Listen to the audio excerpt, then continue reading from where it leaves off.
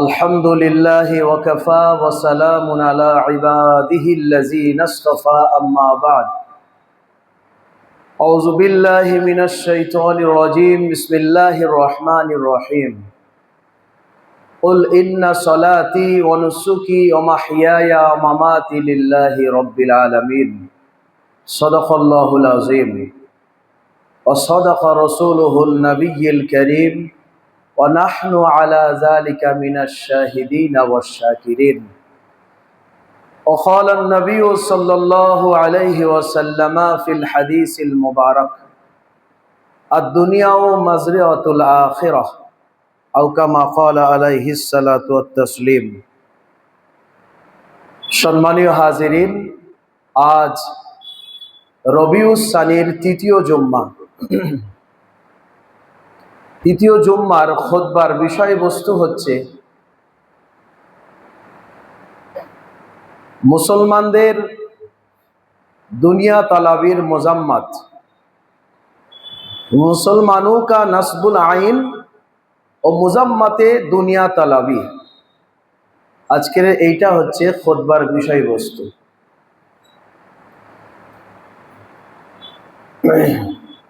মহান আল্লাহর শাহী দরবারে অসংখ্য অগণিত প্রশংসা শুকরিয়া আদায় করি যে আল্লাহ রব্বুল আলামিন আমাদের সকলকে ভালোবেসে মহাব্বত করে তার প্রিয় জায়গায় এসে বসার, তার ইবাদত করার সুযোগ করে দিয়েছেন।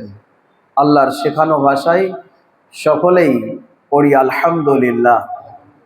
তারপর পরেই বিশ্ব নবীর উপরে অসংখ্য দরুদ ও সালাম বর্ষিত হোক, সকলেই পড়ি সাল্লাল্লাহু আলাইহি ওয়াসাল্লাম। সম্মানীয় হাজিরিন, দুনিয়াতে আমরা এসেছি, আল্লাহ তাআলা আমাদেরকে পাঠিয়েছেন সমস্ত সৃষ্টি জীবের মধ্যে শ্রেষ্ঠ করে। এমনি এমনি পাঠিয়ে দেননি, এর পিছনে কোনো মাকসাদ আছে, উদ্দেশ্য আছে। দুনিয়াতে কোনো কর্মকাণ্ডে আমরা লিপ্ত হই, দুনিয়াবি ক্ষেত্রে কোনো বিষয় যখন আমরা ইন্টারেস্টেড হই, তখন তার পিছনে কোনো মতলব উদ্দেশ্য থাকে, তা না হলে মানুষ এক পাও এগোয় না। এটা একদম চিরবাস্তব সত্য। কোনো রিলেশনশিপ, সম্পর্ক, রিশতেদারি হোক, দুনিয়াবি কোনো জিনিস হাসিলের উদ্দেশ্য হোক, সামান্যতম হলেও মতলব যদি আপনার না থাকে, উদ্দেশ্য যেন না থাকে, আপনি সেই দিকে পা বাড়াবেন না। এটা একদম পরিষ্কার বাস্তব সত্য। যেহেতু আল্লাহ তাআলা আমাদেরকে সৃষ্টির মধ্যে শ্রেষ্ঠ করে পাঠিয়েছেন, তো আমাদেরও ভাবা উচিত দুটো কথা। আল্লাহর কাছে আমাদের পরিচয় পাবো তো পাবো কি করে? আল্লাহর কাছে আমাদের মূল্যায়ন হবে তো হবে কি করে? এই দুটো কথা আজকে ভাবি। আমরা ব্যস্ততম জীবন বেছে নিয়েছি, আল্লাহ সেই জন্য ব্যস্ততার মধ্যে আমাদেরকে মুক্তালা করে দিয়েছে। আমরা দুনিয়াটাকে হাসিল করার উদ্দেশ্যে দুনিয়াটাকে প্রাধান্য, গুরুত্ব, আহমিয়ত দিয়েছি বেশি বেশি। সেই জন্য দুনিয়ার ব্যস্ততাই আমাদের সামনে সবসময় ভেসে ওঠে। আল্লাহর ইবাদতের মধ্যেও আমরা আমাদের সময়টাকে খুঁজে বেড়াই, যে এর থেকে কখন আমরা ফুরসত হব। অথচ আল্লাহ সুবহানাহু ওয়া তাআলা কোরআনের একাধিক জায়গায়, একবার দুবার নয়, একাধিকবার কসম কাটার পরে তারপরে বলছে খালাকাল ইনসানা ফি আহসানি তাকবীর ওয়াত-তিন ওয়াজ-যাইতুন ওয়া তুরি সিনিন ওয়া হাযাল বালাদিল আমিন লাকাদ খালাকনাল ইনসানা ফি আহসানি তাকবীর। কখনো পাহাড় পর্বত, পৃথিবীর একটা দৃশ্যমান অবিচল জায়গার কসম কেটে আল্লাহ সুবহানাহু ওয়া তাআলা বলছেন, কখনো এ সবুজ শস্য শ্যামল পুষ্পে ভরা এই আমাদের এই বসুন্ধরা, তারই মাঝে ছোট্ট ছোট্ট গাছের মধ্যে বিভিন্ন স্বাদের, বিভিন্ন প্রকারের, বিভিন্ন আকৃতির हर एक किस्म की फल फूल से भरपूर ये दुनिया का कसम अल्लाह ताला ने उठा रहा है। কখনো গাছের দিকে তাকিয়ে তার সবুজ ফলটা কেমন, সেই দিকে তাকিয়ে আল্লাহ কসম খাচ্ছে। কখনো আবার অবিচল পাহাড়, পৃথিবীর কিলা হিসেবে যাকে আল্লাহ তাআলা প্রতিষ্ঠিত করেছেন। জমিন যাতে না হেলে, আমার বান্দা কর্ম করবে, আমার বান্দা রুকু করবে, আমার বান্দা সেজদা করবে, আমার বান্দা আমার ইবাদত করবে, আমার বান্দা তার বিবি বাচ্চা পাল পরিবার দুনিয়ার সমস্ত রকমের সাজ ও সামান নাজ ও নিয়াজ ভোগ করবে, তার মধ্যে যেন কোনো ডিস্টার্ব না হয়, পা স্লিপ না করে, কদম না হিলে, ব্যালেন্স না হারিয়ে যায়। আমার বান্দা তার জন্য পাহাড়কে আল্লাহ তাআলা তার তাবে বানিয়েছে। জমিনকে তুমি এমন ভাবে কিলার মতন রাখো যেন জমিন না হেলে, যেহেতু 3 ভাগ জল আর 1 ভাগ স্থল, 3টে ভাগ এই পৃথিবীতে পানি আর 1টা ভাগ মাটি। তো পানিটা যদি বেশি পরিমাণ হয় মাটি হেলার সম্ভাবনা থাকে, ডিসব্যালেন্স হবে। আমার বান্দা খবরদার না, কোনরূপ ভাবে ডিসব্যালেন্স যেন না হয়। সেই জন্য আমি আল্লাহ সুবহানাহু ওয়া তাআলা এই পাহাড় তোমাকে যেমন ভাবে কিলা হিসাবে স্থাপন করেছি তেমন ভাবেই অবিচল থাকবে। আমার হুকুমের ফরমাবারদারির বাইরে যেতে পারবে না, যেহেতু খালাকাল ইনসানা ফি আহসানি তাকবীম, আমি সৃষ্টির মধ্যে শ্রেষ্ঠ একটা জীব তৈরি করেছি যাদেরকে দুনিয়া উপভোগ করার জন্য দেব, আর উপভোগ করার শেষে আমার আল্লাহ, আমি আল্লাহ তার রব, আমি তার খালিক, আমি তার মুনিব, আমি তার মালিক, এই বিশ্ব জাহানের মালিক লিল্লাহি রাব্বিল আলামিন আমার শুকরিয়া আদায় করবে, তাতে বিন্দু পরিমাণ যেন ডিস্টার্ব না হয়। আল্লাহ, আমি এই কাজটা করতে গিয়েছিলাম, এই আটকে গেছি, মাটি হিলছিল, আমি সময় মতন মসজিদে এসে পৌঁছাতে পারিনি, সময় মতো তোমার নামাজে হাজিরা লাগাতে পারিনি, সময় মতন তোমার আমল ইবাদতের আঞ্জাম দিতে পারিনি, দুনিয়া আমাকে ডিস্টার্ব করেছে। অতএব পাহাড় তুমি অবিচল থাকো। এক একটা দৃশ্যমান বিচিত্র এই পৃথিবীর এক একটা জায়গায় আল্লাহ তাআলা কসম কেটেছেন, তারপরে বলছেন বান্দা তোকে আমি সুন্দর করে বানিয়েছি। ওই জন্য আমাদের ভাববার বিষয়, আল্লাহর কাছে আল্লাহর পরিচয়, আমাদের নিজেদের পরিচয় পাবো তো পাবো কি করে, আর আল্লাহর কাছে আমার মূল্যায়ন হবে তো হবে কি করে। আল্লাহ সুবহানাহু ওয়া তাআলা সৃষ্টির শ্রেষ্ঠ করে পাঠানোর পরেও আমাদেরকে আবার আল্লাহ তাআলা তিরস্কার স্বরূপ ভাষা দিচ্ছেন, বালহুম আজাল, উলাইকা কাল আনআম বালহুম আজাল, এরা হলো নিকৃষ্ট চতুষ্পদ জন্তুর জানোয়ারের মতন, মাসালুহুম কামাসালিল কালব, এরা কুত্তার মতন। এই শব্দগুলো আল্লাহ কেন বললেন? আল্লাহ পৃথিবীর সবকিছুকে আমাদের তাবে বানিয়ে দিয়েছেন। আল্লাহর সৃষ্টির মধ্যে একটা বিশেষ সম্প্রদায় আছে যারা প্রতি মুহূর্ত আল্লাহর অনুগত্য, আল্লাহর ফরমাবারিতে লিপ্ত আছে। তারা হচ্ছেন ফেরেশতা, যেটা আমাদের অদৃশ্য জগৎ, আমাদের দৃষ্টির বাইরে, আমাদের নজরের বাইরে, নজর আন্দাজের বাইরে। তাসাব্বুরের জগতে গিয়েও আমরা ভাবতে পারি না ফেরেশতা কেমন হতে পারে। এমন একটা সৃষ্টিজীবের মধ্যে একটা সম্প্রদায় আছে। আল্লাহ সুবহানাহু ওয়া তাআলা ওই ফেরেশতাকেও আমাদের জন্য তাবে বানিয়ে দিয়েছেন। একবার জোরে বলি, কেমন করে? উলামায়ে বারহাক, মুফাসসিরিনে কেরাম ফাজাইলের কিতাবের মধ্যে লিখছে যে যদি কেউ ফজরের নামাজের পরে আর মাগরিবের নামাজের পরে ফেরেশতারা কেমন তাবে দেখেন। ছোট ছোট জিনিস জানি, বড় বড় জিনিস জানি না, একটুখানি বলি, যদি কেউ আমলটা করে নিতে পারি, আল্লাহ সুবহানাহু ওয়া তাআলা আমাদের জন্য অনেক রহমত রেখেছেন, অনেক বরকত রেখেছেন ফেরেশতাদের দ্বারাই। ফেরেশতারা যে আমাদের তাবে, কোরআন তার প্রমাণ দেয়।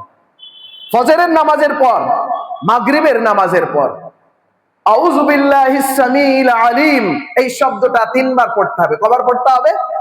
আউযু বিল্লাহ। সবাই পড়েন, আউযু বিল্লাহিস সামিউল আলিম মিনাশ শাইতানির রাজিম, এই পর্যন্ত 3 বার পড়তে হবে।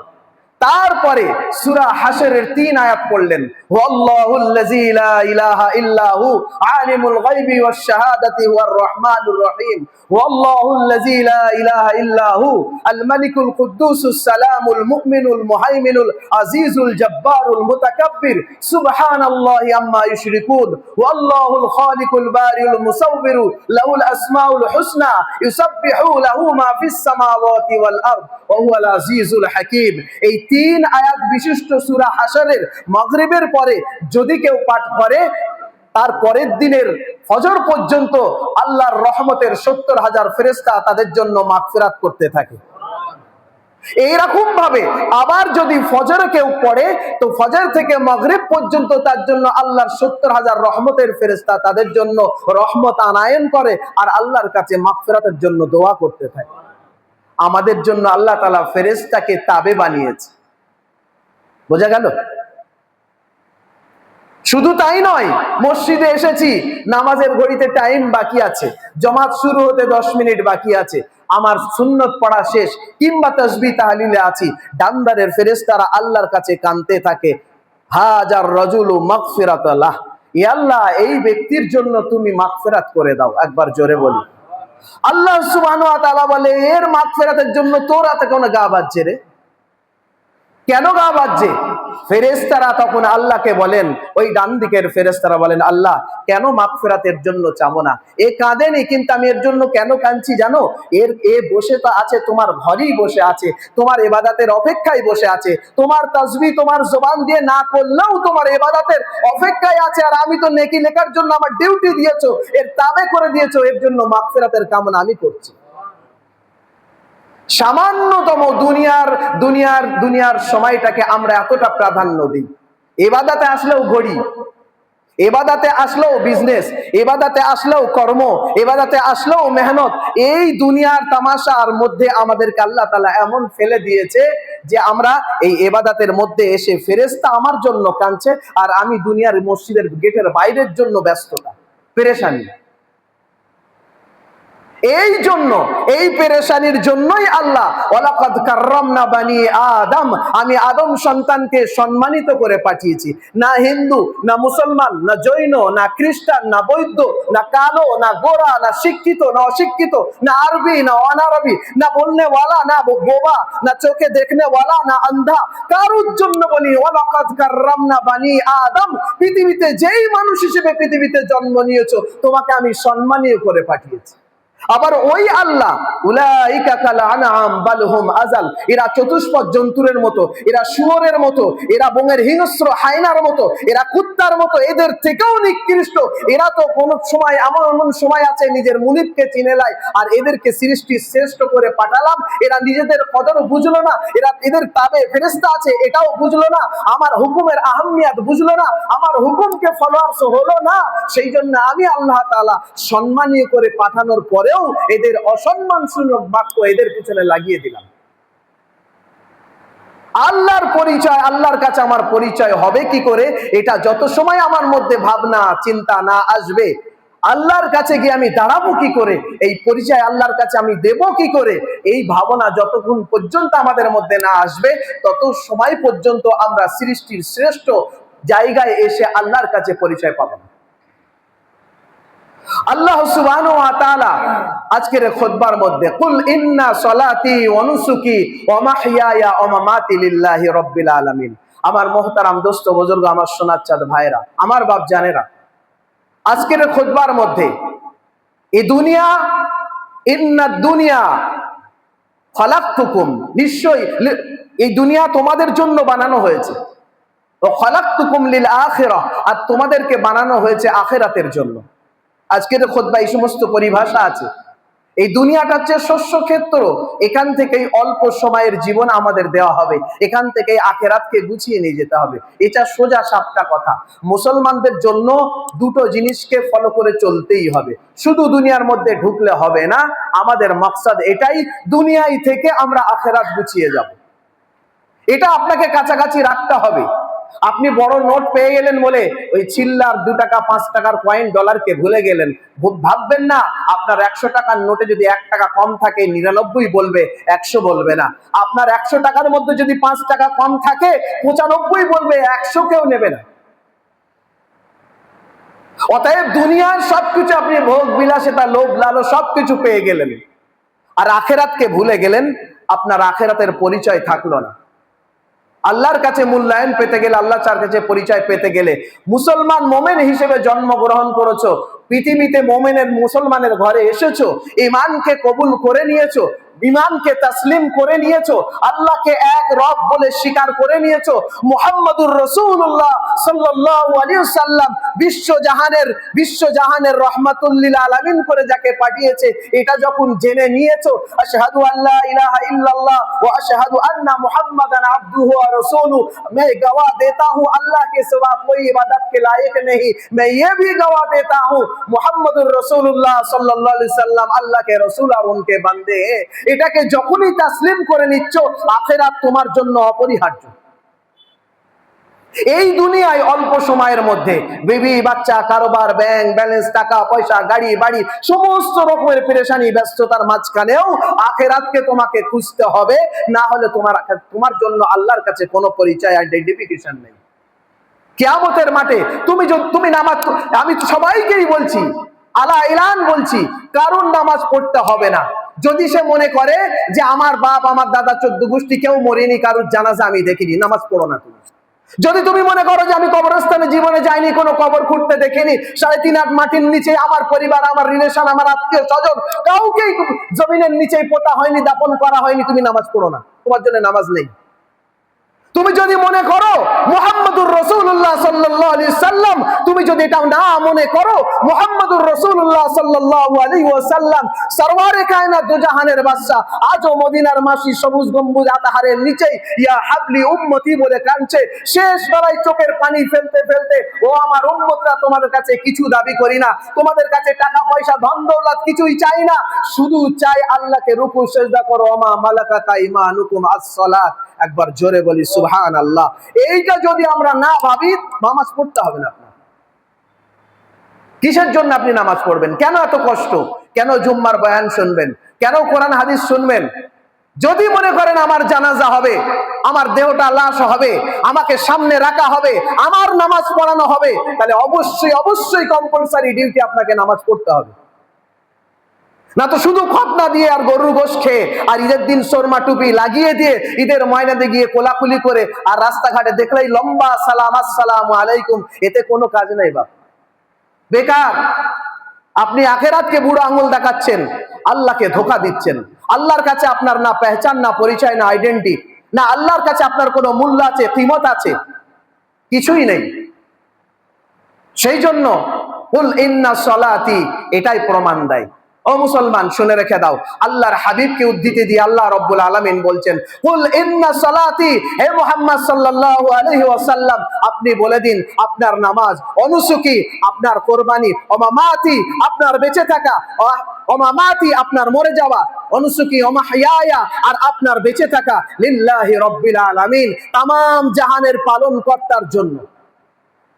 কুল ইন্না সালাতি, আপনার নামাজ, আপনার ইবাদত আল্লাহর জন্য। অনুসুকি আপনার ত্যাগ, আপনার কুরবানি, আপনার আল্লাহর রাস্তায় দান সদকা সব কিছু আল্লাহর জন্য। ওমামাতি আপনার মরে যাওয়াটাও আল্লাহর জন্য। ওমাহইয়া আর আপনার এই পৃথিবীতে এক চুল পরিমাণ, 1 সেকেন্ড জিন্দা থাকা, এটাও আল্লাহর জন্য। আল্লাহ প্রতি মুহূর্ত ফেরেশতাদের দ্বারাই, ফেরেশতারা রিমোট করছে, কন্ট্রোল রুম আছে আমাদের। আমরা কি মনে করি, সকাল হই, ব্রাশ করি, চা নাস্তা টিফিন করলাম, কাজে বসলাম, দুপুর হলো খেলাম, আবার ডিউটি করলাম, রাত হলো, আমাদের ঘুমানোর সময় এসেছে 12টা 11টা 10:30, যার যেরকম টাইমিং, ঘুমিয়ে পড়লাম, সকাল হবে আবার নিজের ডিউটি করব, এতে কোনো কিছু নেই পিছনে। প্রত্যেকটা মুহূর্তকে আল্লাহ রাব্বুল আলামিন তার ফেরেশতাকে দিয়ে বান্দার রিমোট কন্ট্রোল করেছে, বান্দাকে কন্ট্রোল, বান্দার জন্য কন্ট্রোল রুম খোলা আছে। অত সহজ মনে করবেন না। কিয়ামতের মাঠে 4টে জিনিসের সাক্ষ্য হবে এই বান্দার জন্য। 1 নম্বরে আল্লাহ সুবহানাহু ওয়া তাআলা নিজে সাক্ষ্য হবেন, 2 নম্বরে আল্লাহর ফেরেশতা হবে, 3 নম্বরে বান্দার অঙ্গ প্রত্যঙ্গ, 4 নম্বরে এই জমিন আপনার জন্য সাক্ষ্য দেবে। ভালো কাজ করবেন, ওমা ইয়ামাল মিসকালা যাররাতিন খায়রা ইয়ারা ওমা ইয়ামাল মিসকালা যাররাতিন শাররা ইয়ারা। যেমন পরিমাণ আপনি দানা, শস্যের দানা পরিমাণ, যাররা পরিমাণ যদি আপনি ভালো কাজ করেন আপনার পক্ষে থাকবে, খারাপ কাজ করলে আপনার বিপক্ষে থাকবে, আপনার এগেইনস্ট। জমিন সর্বপ্রথম জমিন পুড়ে কথা বলবে, আমার উপরে নাফরমানি করেছে আল্লাহ, তোমাকে মানিনি। ওমর রাদিয়াল্লাহু তাআলা আনহুর, খলিফাতুল মুসলিমিন, আমিরুল মুমিনিন, মুসলিম জাহানের 2য় খলিফা, যাকে দেখে শয়তান 40 গজ দূর থেকে সরে যেত, যাকে দেখে মক্কার কাফেররা পেশাব পায়খানা লুঙ্গি পাতলুমের মধ্যে করে দিত, ওমর রাদিয়াল্লাহু তাআলা আনহুর জামানায় জমিন কেমন আল্লাহর অভিশাপ দেয়, জমিন কেমন আল্লাহর অভিশাপ দেয় যারা আল্লাহর নাফরমান বান্দা।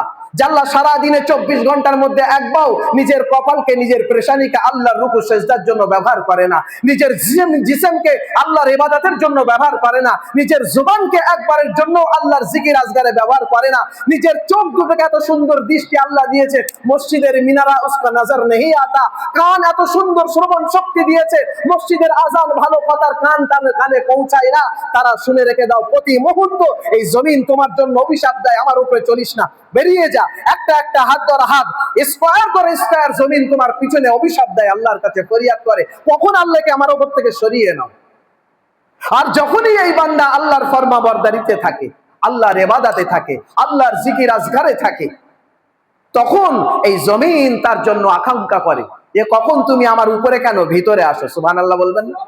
উপরে কেন চলছো, তুমি ভিতরে আসো, তোমার জন্য শীতল জায়গা আমি করে রেখেছি আল্লাহর তরফ থেকে, এসো, তোমার জন্য কবরের ছোট্ট কবরটাকে আমি প্রশস্ত করে দেবো। ইলা মাদ্দা বাসারিহি, বান্দার যত দূর দৃষ্টি যাবে অত দূর পর্যন্ত আল্লাহ তার কবরকে প্রশস্ত করে দেবে। একবার জোরে বলি। এই জবান যদি জিকির নিয়ে যায়, এই আজবা, এই জিসিম के हर एक अंग, हर एक पार्श्व যদি আল্লাহর ইবাদত নিয়ে কবরে যায়, কবরকে আল্লাহ তাআলা বলবেন প্রশস্ত হয়ে যাও।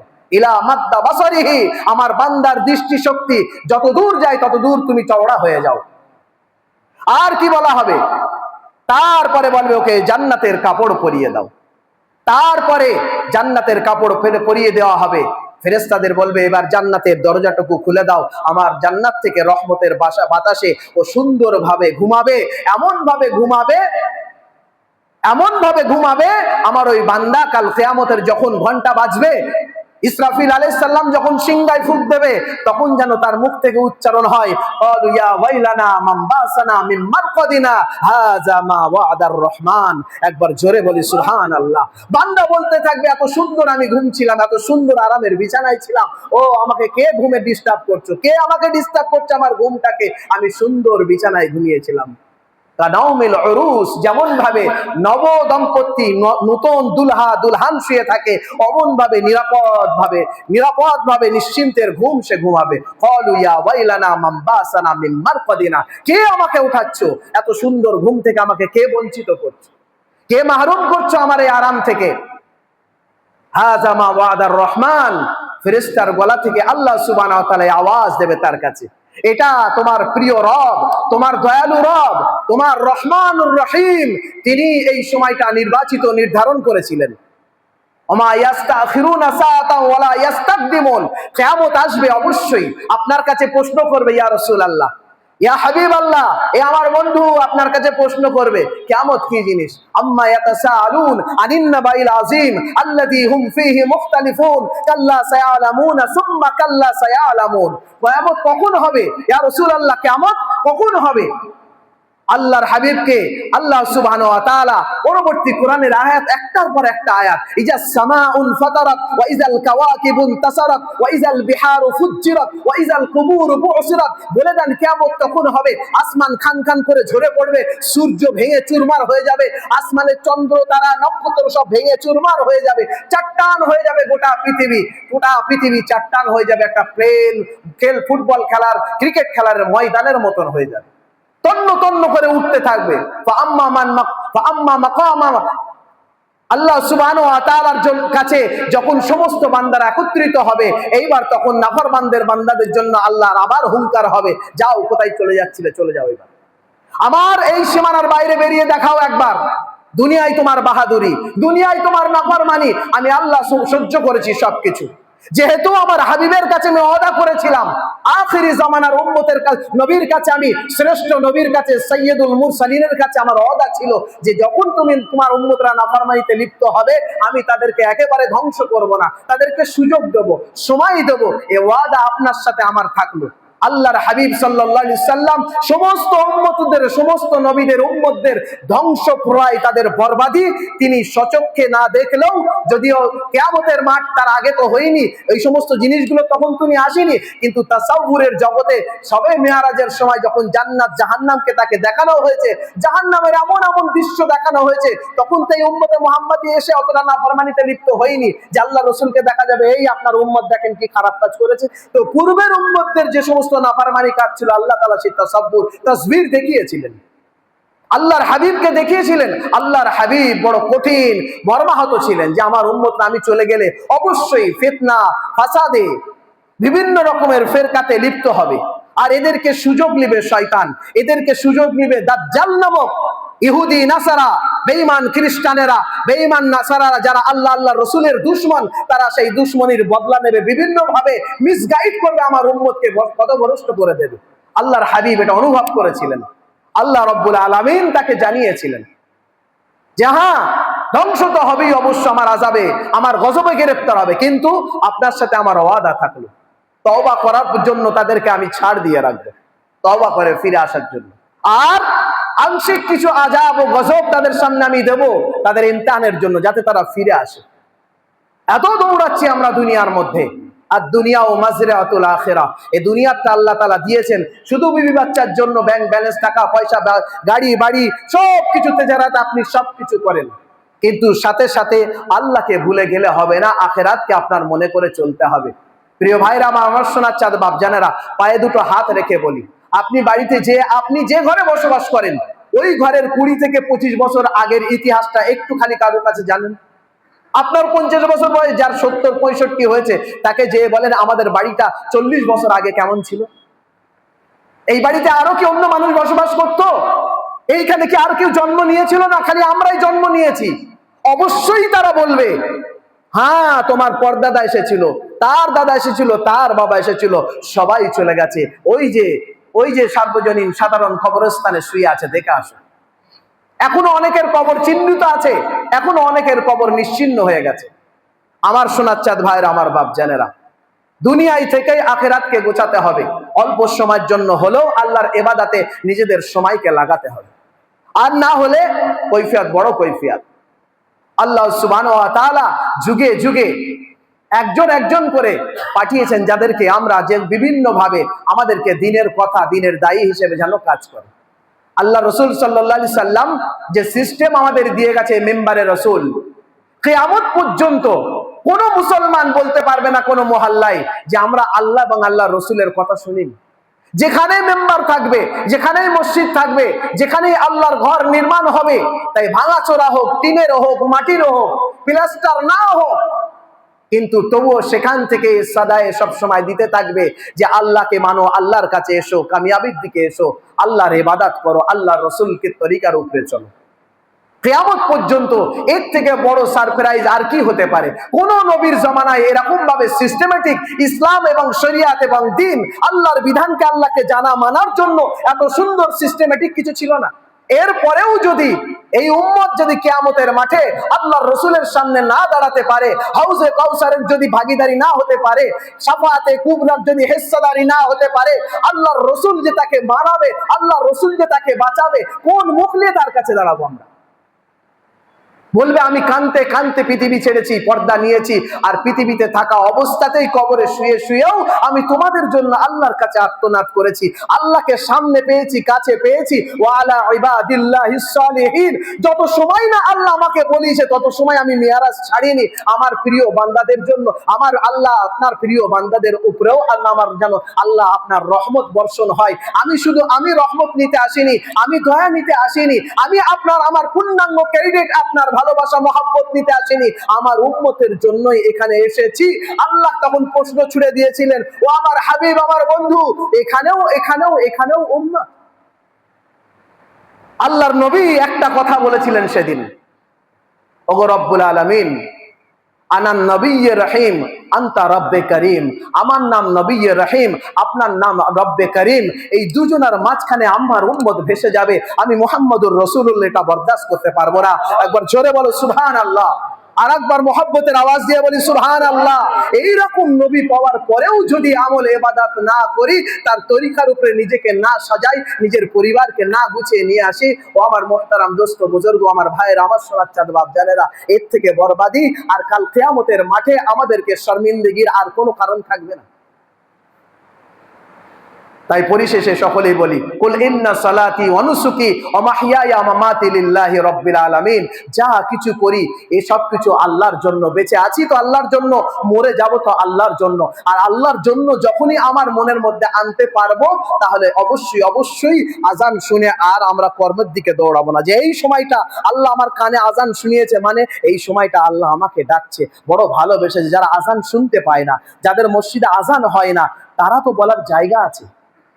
আল্লাহ তাআলা আমাদের সকলকে আল্লাহর বিধানের উপরে এবং নবীর নুরানি সুন্নাত তরিকার উপরে চলে নিজের জীবনকে সাজিয়ে কাল কিয়ামতের মাঠে বিশ্ব নবী সরওয়ারে কায়নাত দোজাহানের বাদশা রাহমাতুল লিল আলামিনের পাশে প্রিয় উম্মত হিসেবে দাঁড়ানোর তৌফিক এনায়েত করুন। সকলে বলি আমিন। আর একবার বলি সুম্মা আমিন। ওয়া আখিরি দাওয়ানা আলহামদুলিল্লাহি রাব্বিল আলামিন।